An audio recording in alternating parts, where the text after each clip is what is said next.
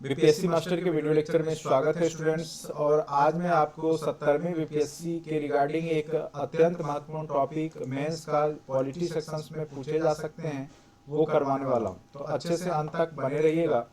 Video आधे घंटे का मैक्सिमम हो सकता है, उससे कम ही होगा। आप लोग अच्छे से समझ करके अपना समझ विकसित कीजिए, जिससे कि आप मेंस राइटिंग में प्रश्न अगर यहाँ से आए तो आप इजीली बना सकते हैं। ठीक है, देखिए सबसे जरूरी होता है मेंस राइटिंग में जो आपकी लेखन शैली हो वो आपकी भाषा में होनी चाहिए, और साथ ही आपका जितना से जितना आप लिखने का प्रैक्टिस करेंगे उतना आप बेहतर यहाँ पे आंसर राइटिंग लिख पाएंगे मेंस राइटिंग में। तो सबसे ज्यादा जरूरी है प्रैक्टिस, तो प्रैक्टिस लगातार करते रहिएगा।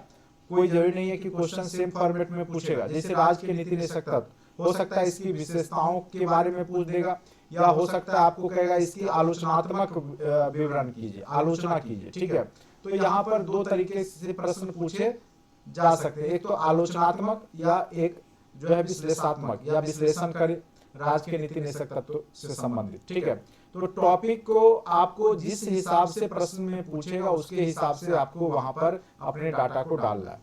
फिलहाल मैं जो पढ़ाऊंगा समग्र पढ़ाऊंगा, इसके अंतर्गत हम डीपीएसपी को समझेंगे, साथ ही इसकी विशेषताओं को समझेंगे, फिर इसकी आलोचना भी हम करेंगे। ठीक है, जब प्रश्न में आलोचना पूछे तो 60% आलोचना लिखना है, 40% उसकी विशेषता को दर्शाना।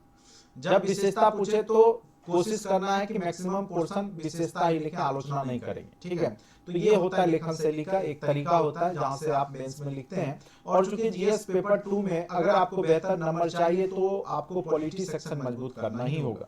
और पॉलिटी सेक्शन के लिए आप मेरा क्लास जो भी है वो सारा वीडियो जरूर देखिए, निश्चित रूप से आपको यहाँ से फायदा मिलने वाला है। नहीं मिलने का तो कोई बात ही नहीं है, 100%। 67th बीपीएससी मेंस में भी हमने पढ़ा है, बहुत सारे लोग एसडीएम भी बने, बहुत सारे लोग अन्य आरओ और वीडियो आरडीओ वगैरह का पोस्ट भी लिए। तो उन्होंने जैसे हमने बताया वैसे किया, उन्होंने रिजल्ट वहां पर प्राप्त किया। ठीक है, अभी तो आपके पास ज्यादा सीट है 70वीं में, तो आप बेहतर कर सकते हैं और एसडीएम भी बन सकते हैं। इसीलिए थोड़ा सा मेहनत कर लीजिए, प्रैक्टिस करते रहिए, लेखन शैली सुधारते रहिए। चलिए, सबसे पहले भूमिका।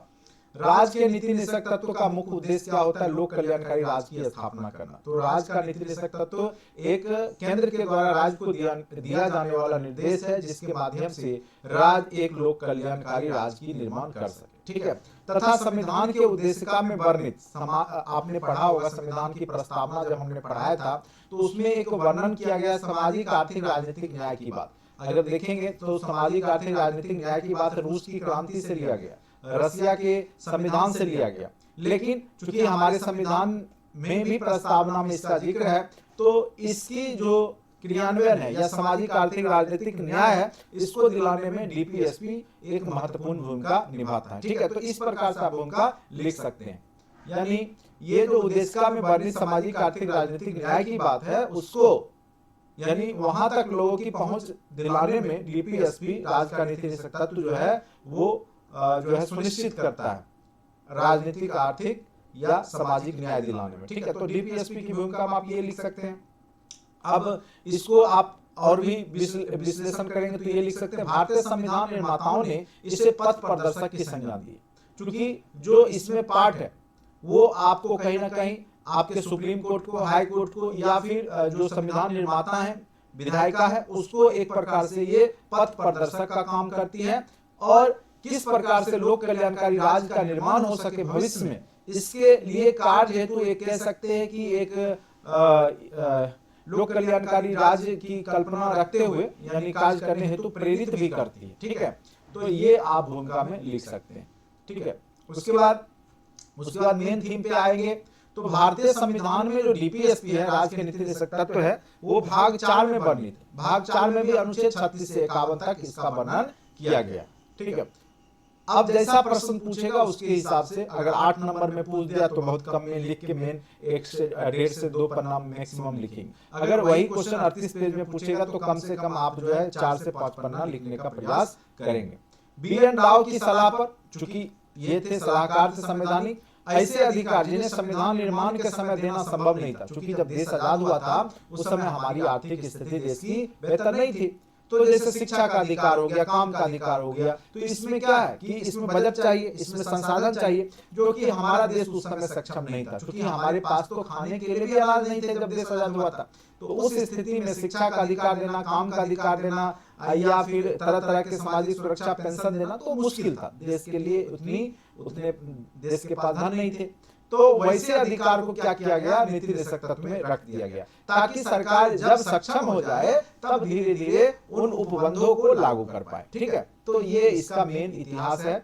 क्यों इसको लाया गया, क्योंकि ये मौलिक अधिकार होने चाहिए थे, लेकिन चूंकि देश के पास संसाधन नहीं था जब संविधान लागू हुआ था, जब निर्माण हो रहे थे, तो इसलिए संविधान निर्माताओं ने तत्काल उसको क्या किया था कि डीपीएसपी का पार्ट बना करके छोड़ दिया, जिससे कि आने वाले समय में जब भी संसाधन या देश सक्षम होगा तो वो धीरे धीरे लोगों को दिए जाएंगे। जैसे अनुच्छेद 40 के तहत पंचायती राज व्यवस्था, फिर आप पता होगा 243 1992 में लागू किया गया अनुच्छेद। उसी प्रकार से जैसे हम लोग के यहाँ भी बिहार में बहुत सारे जो है बालिका पोशाक योजना या तरह तरह की योजनाएं आती है, या शिक्षा का अधिकार हो गया, ये आगे चल करके 21वां में जोड़ा गया। तो इस प्रकार से जो मौलिक अधिकार के रूप में भी डाले गए, कौन सा, तो नीति निर्देशक तत्व। तो ये मेन रूप से आपका इसका थीम है। चलिए उसके बाद हम लोग समझेंगे भारतीय संविधान में राज्य के नीति निर्देशक तत्व का वर्गीकरण तो नहीं किया गया है, लेकिन अगर आप इसको बांट के देखना चाहेंगे तो दर्शन के रूप में कई दर्शन में आप बांट सकते हैं। एक तो आप गांधीवादी तत्व में देखेंगे इसमें, दूसरा समाजवादी तत्व दिखेगा, और तीसरा उदारवादी तत्व आपको नीति निर्देशक तत्व में दिखेगा। जब मेंस राइटिंग करेंगे तो इसी प्रकार से आप ट्री स्ट्रक्चर ड्रॉ करके लिख सकते हैं, गांधीवादी तत्व में क्या क्या हो सकता है, समाजवादी तत्व में क्या क्या हो सकता है, या कई बार पूछेगा कि राज्य का नीति निर्देशक तत्व किस प्रकार से गांधीवादी विचारधाराओं से प्रेरित है या दर्शन पे आधारित है। तो क्वेश्चन किसी भी प्रकार से यहाँ से क्रिएट किए जा सकते हैं। तो गांधीवादी सिद्धांत का तत्व क्या है, देखिए ग्राम पंचायतों का संगठन। गांधी जी का सपना था कि ग्राम पंचायत के माध्यम से ही, यानी जो गरीब से गरीब लोग हैं वो ही आपके राजनीति में पार्टिसिपेट करें। अनुच्छेद 40 जो कि आगे चल करके संविधान सभा में इसको दिया गया और डीपीएसपी का पार्ट बनाया गया। तो ग्राम पंचायतों का संगठन गांधी जी का ही सपना था। कुटीर उद्योग को बढ़ावा देने के लिए गांधी जी ने ही प्रयास किया था, और ये कहते थे छोटे छोटे कुटीर उद्योग का ज्यादा विकास किया जाए, जिससे कि सभी लोगों का विकास हो सके। ठीक है, तो अनुच्छेद 43 के तहत फिर SC ST तथा अन्य दुर्बल वर्गों की शिक्षा, और उसके लिए आपको पता होगा हरिजन सभा की स्थापना किया उन्होंने, हरिजन संघ की स्थापना की। ठीक है, तो शिक्षा और अर्थ संबंधी हितों की अभिवृद्धि के लिए भी इन्होंने प्रयास किया था, वही आगे चल करके अनुच्छेद 46 दिए गए डीपीएसपी में।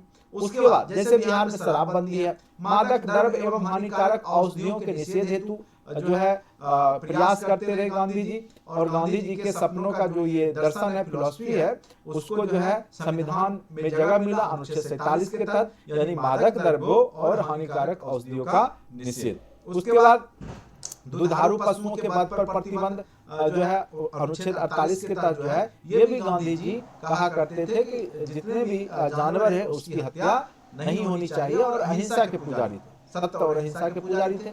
ठीक है, तो ये सब फिलोसफी जो अनुच्छेद जो 40, 43, 46, 47, 48 जो देख रहे हैं, ये गांधीवादी दर्शन पे ही आधारित है डीपीएसपी में। ठीक है, उसके बाद इसमें समाजवादी तत्व क्या दिखेगा, समाजवादी का मतलब समाज को लेकर के चलना। ठीक है, यानी इन सिद्धांतों का उद्देश्य समाजवादी स्वरूप को बनाए रखना, लोगों को सामाजिक आर्थिक न्याय प्रदान करना। ऐसे सिद्धांत जो सामाजिक न्याय की बात करते हैं डीपीएसपी के, वो कौन कौन से हैं, लोक कल्याण हेतु सामाजिक व्यवस्था का निर्माण करना अनुच्छेद 38, समान न्याय निःशुल्क विधि, अगर कोई गरीब आदमी है कोर्ट या वकील का फीस नहीं दे सकता तो उस स्थिति में सरकार उसको विधिक सहायता देती है। समान कार्य हेतु समान वेतन जो 39A है, ये भी आपका सामाजिक दर्शन पे ही आधारित है। सार्वजनिक धन का स्वामित्व तथा नियंत्रण इस प्रकार करना ताकि सार्वजनिक हित सर्वोत्तम साधन हो सके, ये 39B के तहत है। धन का समान वितरण होना चाहिए 39C के तहत है। कुछ दशाओं में काम का अधिकार, जैसे मनरेगा कार्यक्रम चालू किए गए। शिक्षा, जैसे आपका शिक्षा क्या है कि मौलिक अधिकार है आपका 21वां के तहत। लोक सहायता पाने का अधिकार, जैसे मान के चलिए अगर आप विकलांग हो गए या एक्सीडेंट हो गया, कोई दुर्घटना हो गया या कोई विधवा हो गई, उस स्थिति में जो है सरकार उसको क्या करता है, सामाजिक सुरक्षा पेंशन देती है अनुच्छेद 41 के तहत। उसके बाद कार्य की न्याय संगत और मानवोचित दशाओं, यानी जहां आप कार्य करते हैं वहां आपके अनुकूल दशा होनी चाहिए। साथ ही प्रसूति यानी जो गर्भवती महिला है उसको भी सहायता प्रदान किया गया अनुच्छेद 42 के तहत। उसके बाद कार्यकारों के लिए निर्वाह मजदूर जो कर्मकार हैं, काम करने वाले मजदूर हैं, उनको मिनिमम मजदूरी दी जाती है। न्यूनतम मजदूरी अधिनियम के माध्यम से न्यूनतम मजदूरी जैसे अब लगभग 26,000 हो जाएगा, इसे 18,000 था, ठीक है। तो अनुच्छेद 43 के तहत उद्योग के प्रबंधन में कर्मकारों को भाग लेना, ठीक है, यानी जब उद्योग इंडस्ट्री स्थापित हो तो जो वर्कर्स हैं वो भी उसमें शेयर मार्केट में अपना शेयर लगा सके कंपनी में, इस तरीका से वर्ग प्रॉफिट हो तो उनको भी होना चाहिए, ये 43A कहता है, ठीक है। पोषण और जीवन स्तर को ऊंचा करने के लिए लोक स्वास्थ्य करने के लिए राज्य का कर्तव्य दिया गया, और अनुच्छेद 47 के तहत आपको पता ही होगा बिहार में जो शराबबंदी लागू हुआ ये पोषण और जीवन स्तर को ऊंचा करने का जो डीपीएसपी का पार्ट है उसी के तहत, ठीक है। उसके बाद ये अब उदारवादी बौद्धिक जो दर्शन या सिद्धांत कह सकते हैं उसमें क्या क्या आपको है डीपीएसपी में, नागरिकों के लिए क्या है, समान नागरिक संहिता। जैसे 3 तलाक का मुद्दा है, इस्लाम धर्म में क्या है कि 3 बार तलाक किया बात खत्म, नहीं तो वहां पे तलाक हो जाता है। लेकिन हिंदू में डाइवोर्स फाइल होता है, कोर्ट के माध्यम से होता है। तो एक समान जैसे चाहे हिंदू हो चाहे मुस्लिम हो सबके लिए समान कानून की बात करता है समान नागरिक संहिता अनुच्छेद 44। उसके बाद 6 वर्ष से कम आयु के बालकों को शिक्षा का प्रावधान है, जिसे आप आंगनबाड़ी के अंदर देखते हैं। उसमें क्या है, 6 वर्ष से कम आयु के बच्चे को क्या किया जाता है, पोषण दिया जाता है, पोषक तत्व भी जो भी पदार्थ हैं, भोज्य जो भी वहाँ पे व्यवस्था रहता है, खाने पीने का, दवाई सब कुछ वहाँ पे होता है, उनका पोषण अच्छे से ख्याल किया जाता है 6 वर्ष से कम के आयु के बच्चे को। तो ये भी अनुच्छेद 45। तो ये सब उदारवादी है। कृषि और पशुपालन में संगठन में वैज्ञानिक पद्धति अपनाकर उसका विकास करना। आप देखेंगे कि आप जगह जगह कृषि वैज्ञानिक केंद्र है जहाँ पर किसानों को जो है सिखाया जाता है किस प्रकार से खेती किया जाए, कम से कम जो है खाद का यूज किया जाए, कम से कम खर्च में ज्यादा से ज्यादा प्रॉफिट कैसे हो, ये सब बताया जाता है तो अनुच्छेद 48 के तहत। फिर आप देखेंगे कि पर्यावरण संरक्षण संवर्धन वन्य जीव की रक्षा अनुच्छेद 48A के तहत किया जाता है। राष्ट्रीय महत्व के स्मारक स्थान वस्तु और संरक्षण को भी ध्यान देना है। जो राष्ट्रीय महत्व के स्मारक है उसका क्षति न करे कोई राज्य, अनुच्छेद 49 के तहत। कार्यपालिका से न्यायपालिका का पृथक्करण, यानी कार्यपालिका न्यायपालिका से दूरी बना के रखे, दोनों साथ ना काम करें, ठीक है। तो ये अनुच्छेद 50 कहता है दोनों अलग हो। साथ ही अंतरराष्ट्रीय शांति और सुरक्षा की बात अनुच्छेद 51 में किया गया। तो ये सब उदारवादी फिलॉसफी है जो कि राज्य के नीति निर्देशक तत्व के तथ्य हैं, ठीक है। अगर आप कोर्स से जुड़ना चाहते हैं तो मात्र बहुत ही मिनिमम कॉस्ट में आपको जोड़ा जा रहा है। कंपटीशन हब ऐप डाउनलोड कर लीजिए और वहां पे 70वीं बैच है फाउंडेशन, उसको आप ज्वाइन कर लीजिए। उसमें आपके सारे GS1 GS2 को अच्छे से हर एक तत्व को करवाया गया जो कि स्टैटिक पोर्शन से। बाकी करेंट अफेयर्स भी आपके आने वाले समय में करवाए जाएंगे, DI भी प्रैक्टिस करवाया जाएगा। मात्र 1500 में पूरा कोर्स दिया जा रहा है। निश्चित रूप से जुड़िए और निश्चित रूप से आपको फायदा करेगा और निश्चित रूप से आप अधिकारी बनेंगे, ठीक है। चलिए, महत्व। कई विचारकों के कथनों द्वारा डीपीएसपी के महत्व का पता चलता है। जैसे BR अम्बेडकर ने डीपीएसपी को आर्थिक लोकतंत्र की स्थापना का साधन कहा, क्योंकि इसमें मेन रूप से आर्थिक जो सिद्धांत है उस पर कार्य किया गया, क्योंकि यहाँ काम का अधिकार दिया गया, रोजगार के अधिकार दिए गए, तो ये सब आर्थिक समान काम समान वेतन दिया गया। तो आर्थिक लोकतंत्र की स्थापना करने में ये मजबूती के साथ खड़ा है। उसके बाद KM पन्नीकर इसको क्या बोलते हैं, ये आर्थिक क्षेत्र में समाजवाद को लाने में सहायक होगा, ठीक है। ग्रेडविल ऑस्टिन कहते हैं डीपीएसपी संविधान का मूल आत्मा है तथा सामाजिक क्रांति का साधन भी है। तो ये जो मेन जो संविधानविद हैं उन्होंने जो कहा है ये कथन जरूर इससे याद रखिएगा, जो कि आप जब मेंस राइटिंग करेंगे तो 1-2 लोगों का कथन अगर आप लिखते हैं तो राइटिंग मेंस का बेहतर आपके अंक वहां पे मिलेंगे आपको, ठीक है। उसके बाद इसमें आप देखेंगे संविधान का पूरा दर्शन निहित है। आर्थिक सामाजिक लोकतंत्र की स्थापना करता है। लोक कल्याणकारी कार्यों के आधार पर न्यायपालिका के लिए पथ निर्देशक का काम करता है। तो इस प्रकार से इसकी विशेषता को आप लिख सकते हैं। अब देखिए आलोचना क्या कर सकते हैं, अगर पूछ देगा कि आलोचना करें, कई बार विशेषता ना पूछ करके आलोचना पूछ देता है, उस स्थिति में आप करें न्यायालय में परिवर्तनीय नहीं, यानी ये संविधान में वाद योग नहीं है, आप न्यायालय में नहीं जा सकते, ठीक है। न्यायालय में ये वाद योग नहीं है। अगर किसी साल किसी बालक को छात्रवृत्ति मिला और किसी बालक को नहीं मिला तो वो चाहेगा कि कहेगा कि हम जाके हाई कोर्ट में केस करते हैं, उससे कुछ नहीं होगा। न्यायालय में वाद योग है ही नहीं, सरकार की इच्छा, जब मन करेगा तब पर्यावरण कार्यक्रम लाएगा, जब मन करेगा आपको पेंशन देगा, मन करेगा हटा देगा, आप कुछ नहीं कर सकते। तो न्यायालय में परिवर्तनीय नहीं है, तर्कहीन व्यवस्था है। कई लोग इसको तर्कहीन मानते हैं। संवैधानिक जब न्यायालय में बात है ही नहीं तो फिर इसको देने का क्या मतलब है, राज्य की इच्छा पे डिपेंड कर जाता है। संवैधानिक टकराव का माध्यम, और संविधान आपस में जो है टकराव की भी स्थिति ये उत्पन्न कर देता है, क्योंकि एक तरफ डीपीएसपी के जो अधिकार दिए गए हैं जो वो बहुत सारे राज्य नहीं दे पाता है, तो उस स्थिति में जो है कई बार जनहित याचिका के माध्यम से उसे दिलवाने का प्रयास किया जाता है। तो ये संवैधानिक टकराव की भी स्थिति बन जाती है।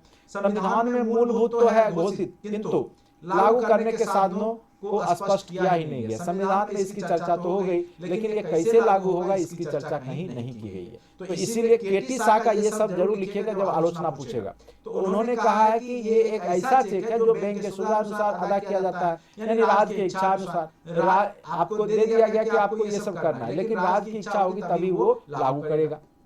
अब हम लोग चूंकि बीपीएससी दे रहे हैं तो बिहार का एग्जाम है ये, तो बिहार के बारे में जरूर लिखिएगा। बिहार के संदर्भ में जो डीपीएसपी का महत्वपूर्ण तथ्य है, बिहार में 1950 के बाद नीति निषेध तत्व के क्रियान्वयन क्या क्या हुआ। एक तो आपका भूमि सुधार अधिनियम लाएगा 1950 ईस्वी में, जो हदबंदी है, चकबंदी है, ये सब की चर्चा करेंगे। अनुच्छेद 38-39 के आधार पर जो है भूमि सुधार अधिनियम लाए गए। भूदान अधिनियम 1954 में लाया गया। चकबंदी अधिनियम 1956 में लाया गया। हदबंदी 1900, हदबंदी मतलब एक सीमा तक आपकी जमीन होगी, हद होना चाहिए, आपकी जमीन का क्या होना चाहिए, हद, यानी 5 बीघा के आसपास है, जो कि उससे ज्यादा आपकी जमीनें एक व्यक्ति के नाम पे नहीं होनी चाहिए। चकबंदी अगर 10 जगह आपकी एक कट्ठा है तो उसको एक जगह जो है, जैसे 10 कट्ठा हो गया, 10 जगह है तो उसको एक जगह 10 कट्ठा कर देगा, किसी और को एक जगह देगा, ये चकबंदी होता है। भूदान यानी जो गरीब लोग हैं जिनके पास बिल्कुल एक धुर भी जमीन नहीं है, घर बनाने के लिए भी जमीन नहीं है, उसको सरकार दान देगी या किसी जमींदार से लेकर के उसको दान देने की बात होगी। ये 1954 में ही आया।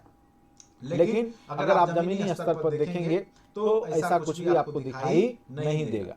ठीक है। हरित क्रांति का प्रारंभ कृषि विकास कार्यक्रम IADP के आधार पर किया गया, तो ये भी आपका जो है डीपीएसपी का ही पार्ट है। समान काम हेतु समान वेतन अनुच्छेद 39 के तहत, न्यूनतम मजदूरी अधिनियम 38 के तहत, बाल श्रम प्रतिषेध अधिनियम, ये सब भी बिहार राज्य में लागू है। समान पारिश्रमिक अधिनियम 1976, जो कि न्यूनतम मजदूरी अधिनियम 1948, कई बार पूछ देगा, तो न्यूनतम मजदूरी अधिनियम 1948 को भी बिहार राज्य में लागू किया गया। उसके बाद बिहार पंचायती राज व्यवस्था अनुच्छेद 40 को 2006 में लागू किया गया, और वृद्धावस्था पेंशन अनुच्छेद 41 के तहत बिहार में दिए जाते हैं। दुर्घटना मुआवजा दिया जाता है। चिकित्सा सहायता कोष योजना है। मुख्यमंत्री विकलांग सशक्तिकरण योजना है। उसके बाद भिक्षावृत्ति निवारण योजना है। उसके बाद बिहार में प्रसूति हित लाभ अधिनियम लाया गया। कारखाना अधिनियम अनुच्छेद 42 के तहत लागू किया गया। उसके तहत ममता कार्यक्रम चलाए गए बिहार में, जो कि प्रसूति महिला से संबंधित आंगनबाड़ी केंद्र में उनको सुविधाएं दी जाती है। उसके बाद बिहार में शिक्षा का अधिकार कानून अनुच्छेद 45 के तहत लागू किया गया। उसके तहत सबसे पहले साइकिल, पोशाक, ये सब वितरण करने का कार्य बिहार में ही शुरू हुआ। अनुच्छेद 48 के निर्देशानुसार कृषि, पशुपालन, पर्यावरण संरक्षण, उसके तहत आप देखेंगे जल जीवन हरियाली मिशन आया बिहार में। उसके बाद अनुच्छेद 47 जो कि 2016 में लागू किया गया, शराबबंदी पूर्ण रूप से लागू किया गया बिहार में, लोक स्वास्थ्य को ध्यान में रखते हुए। तो ये सब डीपीएसपी के पार्ट हैं जो कि बिहार में क्रियान्वित किए गए। तो इस प्रकार से लास्ट में आप क्या लिखेंगे, निष्कर्ष।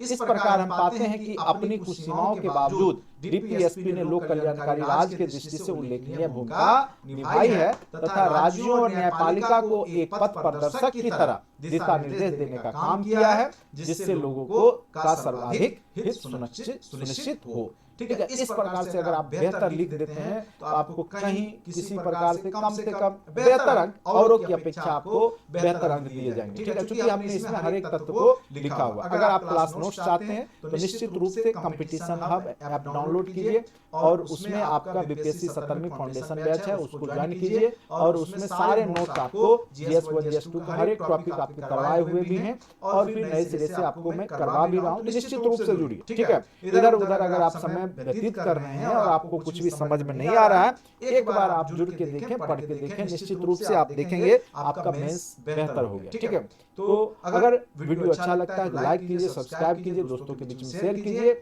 और कोर्स से ज्यादा लोग जरूर जुड़िए, जिससे कि आपका कल्याण हो और आप बेहतर आंसर राइटिंग करें और अधिकारी बने। मैं आपसे एक दिन की भी सैलरी आपसे नहीं ले रहा हूं, ठीक है। और इतने कम कॉस्ट में आपको पूरे ऑल इंडिया में कहीं से भी आपको पढ़ाया नहीं जाएगा। ठग जरूर लेंगे लेकिन पढ़ाने के लिए कोई तैयार नहीं है, क्योंकि उन्होंने खुद ही मेंस नहीं दिया है कभी।